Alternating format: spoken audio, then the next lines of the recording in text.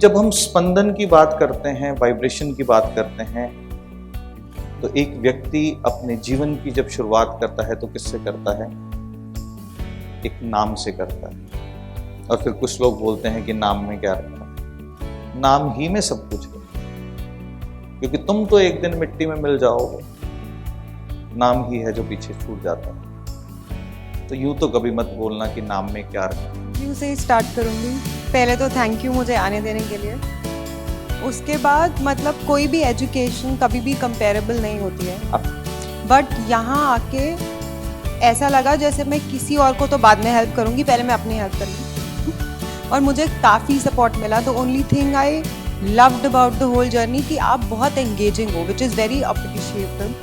क्योंकि जनरली क्या होता है कि वो कोर्स का एक करिकुलम होता है और उसी तरीके से बस वो पढ़ा देते हैं। मतलब मैं ऐसे किसी को वो नहीं कर रही हूँ, बट मैंने इतना इंटरैक्टिव कोर्स कभी नहीं किया आज तक। So I am really feeling blessed कि शायद वो एक क्लिप देखना वो टाइम था और एकदम से दिमाग बना लेना कि मुझे आपसे मिलना ही है और मुझे जाना ही है और मुझे कोर्स करना ही है। करना तो मुझे वास्तु था, बट फिर मुझे लगा कि जो कोर्स मिल रहा है ना, पहले मैं चली जाती हूँ, कहीं ये मेरे हाथ से ना निकल जाए। ये यात्रा में पहली चीज जो सीखने वाली है वो क्या है कि मुख से निकला हुआ हर एक शब्द, क्योंकि शब्दों का विज्ञान अगर समझ में आ गया तो जो कहते हैं कि माँ सरस्वती एक बार कंठ पर बैठती है, एक बार नहीं, हर वक्त माँ सरस्वती जो होती है वो कंठ पर होती है। मैं सारथी आस्था बाफना, मैं रायपुर छत्तीसगढ़ से आई हूँ। मैंने 4 लाइन जो ऑनलाइन में आपको डेडिकेट करी थी, मैं वो पुनः यहाँ पर सबके सामने फिर से डेडिकेट करना चाहती हूँ। चंदा की चकोरी से कभी बात ना होती, चंदा की चकोरी से कभी बात ना होती, गर तुमसे हमारी ये मुलाकात ना होती, सारथी जी में तो कोई बात है अंबर, सारथी जी में तो कोई बात है अंबर, वरना तो कभी इतनी अच्छी यात्रा ना होती, वरना तो कभी इतनी अच्छी यात्रा ना होती। मैं सबसे पहले आपका थैंक्स करना चाहूँगी सर कि मतलब इतना अच्छा सेशन हुआ, इतनी सारी चीज़ें सीखने को मिली, पर just because of my husband support कि तुम जाओ मैं सब मैनेज कर लूँगा। मेरे बच्चे छोटे हैं अभी और मतलब वो तीनों ही है घर पे, अभी कोई फीमेल नहीं है कि उनको देखे या ऐसा कुछ, but still he is managing कि तुम जाओ मैं सब कुछ कर लूँगा, and he is managing that.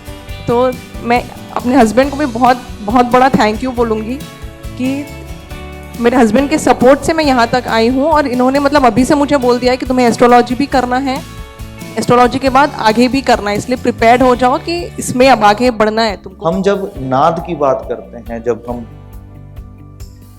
आवाज की बात करते हैं, तो भगवान श्री कृष्ण भगवद गीता के अंदर कहते हैं कि हे अर्जुन, कर्ण तो तुम्हारे पास हैं, यानी कि कान तो तुम्हारे पास हैं, पर तुम उसमें सुनोगे क्या?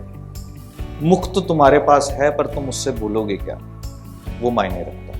Thank you so much for everything. हर बार की तरह इस जर्नी में भी उतना ही मज़ा और उतना ही कुछ सीखने को मिला, ज़रूरत से ज़्यादा मिला। जितना आप देते हो शायद हम पता नहीं ग्रैस्प कर पाते हैं कि नहीं, बट आप बहुत ज़्यादा देते हो, ये पता चलता है। थैंक यू सो मच, और हम भी उतना पकड़ पाएँ उतनी आपकी ब्लेसिंग चाहिए।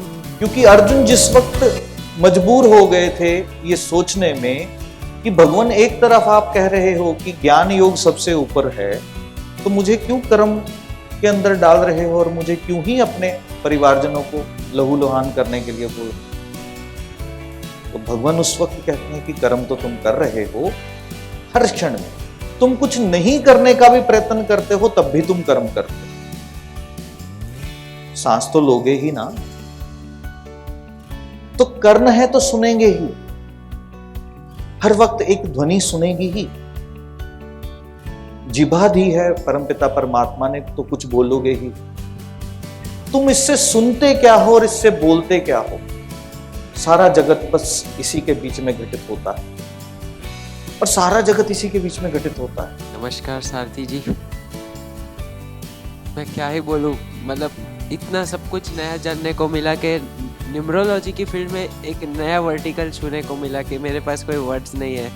इतना सब कुछ जानने को मिल रहा है नया नया कि चीज़ें कैसे घटित होती है और उनका कैसे उपाय किया जाए, वो आपसे बेहतर कौन सिखा सकता है सर। एक गुरु आपके जैसा मिले, मिले तो एक गुरु आपके जैसा मिले।